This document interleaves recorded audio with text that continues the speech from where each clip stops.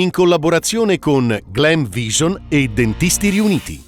Violente grandinate nella notte dal Garda alla Valtrompia, macchine devastate, mezzi al lavoro per liberare le strade, maltempo anche in Alto Adige. La provincia di Trento.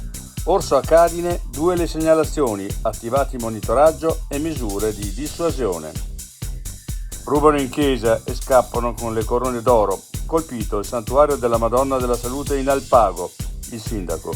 Un atto di vilipendio per tutta la comunità.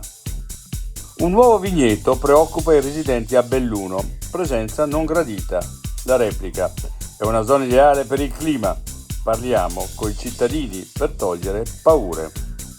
L'altra montagna sparge il letame sulle auto dei turisti parcheggiate sul suo terreno. Nel caso dell'allevatore contro i visitatori mordi e fuggi, l'esasperazione dei residenti e quel confine fragile tra turismo e rispetto del territorio.